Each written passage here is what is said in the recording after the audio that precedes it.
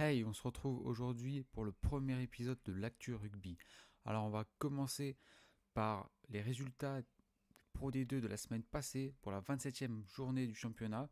Alors en premier, on a eu une victoire de Aix-en-Provence face à Mont-de-Marsan 46-22. Par la suite, on a eu une victoire de Soyaux Angoulême 22-12 face à Brive.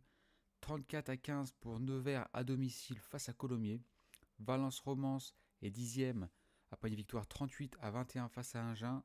Le surprenant promu aussi, Dax, qui s'est encore une fois imposé à domicile 29-16 face à Rouen. Aurillac s'est imposé face à Béziers 27-7 à domicile. Le leader Vantais, les Bretons sont toujours eux leaders du championnat après une victoire à l'extérieur 36-26 face à Montauban. Et pour le dernier match de cette journée de Pro D2, on a eu une nouvelle défaite du Biarritz Olympique sur sa pelouse 19-46 face à Grenoble. Alors au niveau du classement, comme je l'ai dit, on retrouve les Bretons de Vannes, premier du classement avec 82 points. Ils sont devant Aix-en-Provence et Béziers qui est troisième. En bas du tableau, on retrouve Rouen, Montauban et à la 14e place le Biarritz Olympique.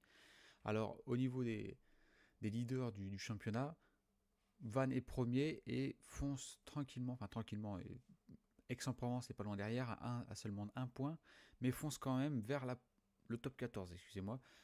Et ça serait vraiment une nouveauté de voir ce club-là en top 14, car je crois qu'il n'y est jamais allé, tout comme Aix-en-Provence, ou en tout cas ça fait très longtemps, moi j'ai pas le souvenir.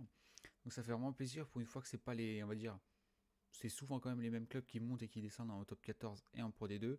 Là ça va changer un peu, et puis même Béziers qui est troisième, donc Béziers qui peut aussi monter en top 14 selon leurs résultats à la fin de la saison.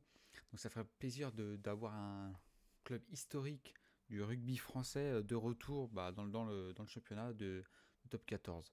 Puis on a d'autres clubs aussi qui sont potentiellement en liste pour monter en top 14, hein, puisqu'il y a Grenoble, Dax et Mont-de-Marsan qui suivent tout juste derrière.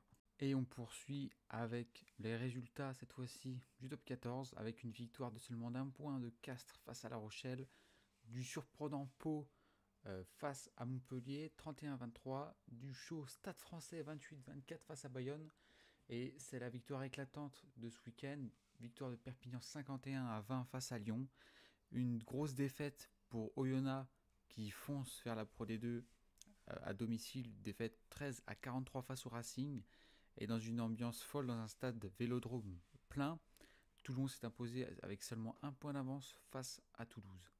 Le lendemain, dimanche, on a eu un nouveau match Bordeaux-Clermont. Bordeaux s'est imposé 41-7, dont un triplé de Damien Penaud. Au classement, on retrouve le Stade Français premier, suivi par Toulouse, Racing, Toulon, Bordeaux et La Rochelle dans le top 6. Par la suite, on retrouve 7e et 8e position Pau et Perpignan. C'est assez surprenant, mais ça donne du plaisir à regarder, et ça fait des bonnes surprises, et ça fait du bien de voir un peu des équipes qui étaient du bas de tableau être en haut du tableau cette fois-ci.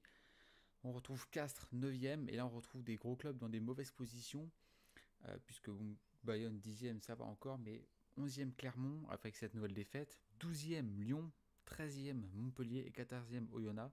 Donc quand on sait que Montpellier a été champion de France il y a 2 ou 3 ans je crois, il se retrouve 13e, ça commence à faire mal, et il va falloir vraiment se poser des questions. Enfin, ça commence à tarder un peu parce qu'on arrive bientôt déjà à la fin de la saison.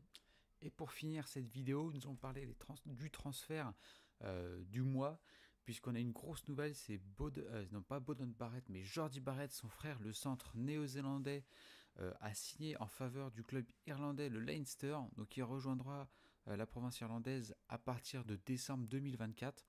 Et il a prolongé aussi son contrat avec la fédération néo-zélandaise, donc il pourra jouer quand même avec les All Blacks, mais à ce qui paraît, il aura signé que quelques mois avec le Leinster. Donc je pense que ce sera une petite expérience à l'étranger avant de revenir au pays. Donc voilà, c'était la petite info transfert. Donc merci d'avoir regardé ce premier épisode de l'Actu Rugby. Et puis on se dit à la prochaine. Ciao.